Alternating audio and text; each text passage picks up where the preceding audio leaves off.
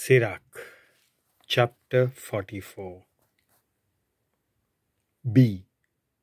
इतिहासांत पुर्वजांची थोखणाय.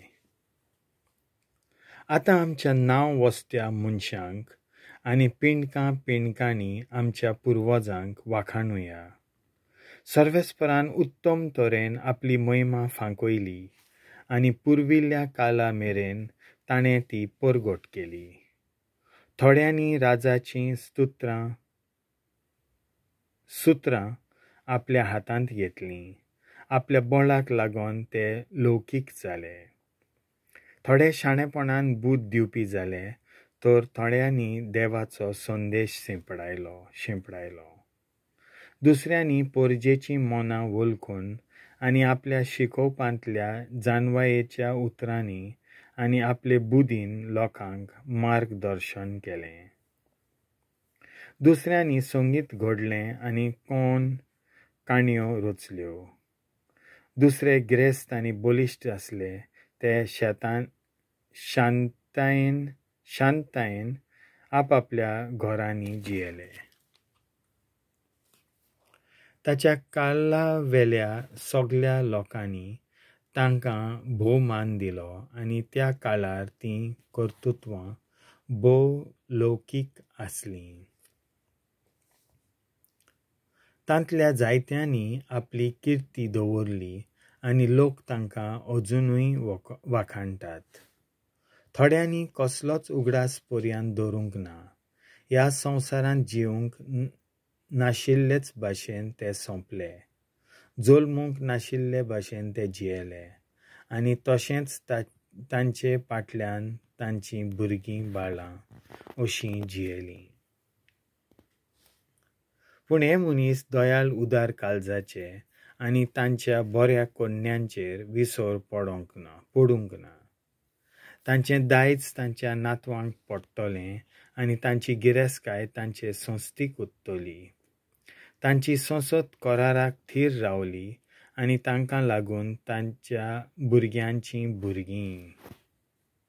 तांची संसद सासणांक तोखतली आनी तांची महिमा पाळोवन वेचिना. तांच्यो कुडी सवस्तकायेन निखिपिल्यात आनी तांचीं नांवां पिणक्यांच्यो पिणकां जिवींच आसात.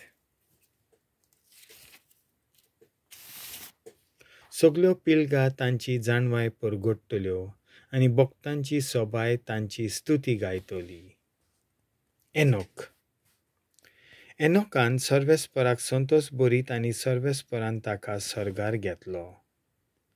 तो सगळ्या पिलग्यांक एक पश्चेतापाची एक स्फूर्ती जालो आनी जिवीत बदलूंक तो पिलग्यांचे पिलगेक नमुनो जालो. नोआ पूर्णपणी प्रमाणीक मनीस आसलो.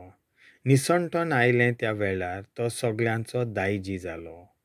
कित्याक ताकाच लागून बुट्टेच्या वेळार बुट्टी सोंपल्या उपरांत संवसारांत मनीस वांचले.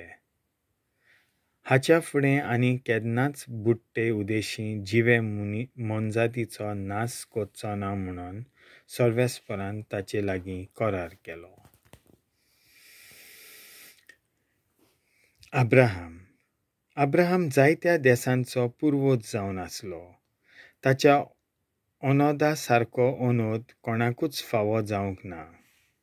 ताणें भोवत्या देवाचे कायदे पाळले आनी ताच्या वांगडा ताणें करार केलो. ते कायद्यांनी ताणें आपल्या आंगार मोर मारली आनी वेळ पावलो तेन्ना आपल्या परिक्षेच्या वेळार विस्वाशीपण दाखयलें.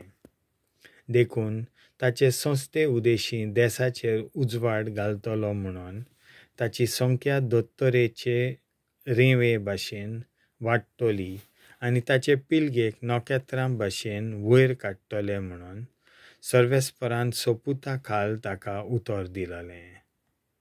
तशीच तांची भूंय दर्याचे एके किनारे थावन दुसरे किनारेक आनी युफ्रेटीस नदी थावन संवसाराच्या निमाण्या तोंका मेरेन पावतली. एक दायज कशें आपूण ती तांकां दितलो म्हणून ताणें तांकां भासायलोलें. इजाक आनी जाकोब. ताच्या बापाय अब्राहमा खातीर इजाकाकूय ताणें सगळ्या मनशा कुलाचो आशिर्वाद भासायलो. तशेंच ताणें तो करार जाकोबाच्याय मस्तकार दवरलो. ताणें ताका आपलो आशिर्वाद दिलो आनी ताच्या दायजाची ताका जमीन दिली. तिचे ताणें वांटे केले आनी ताच्या 12 कुलांक वांटून दिले. देवाचें उतर हें.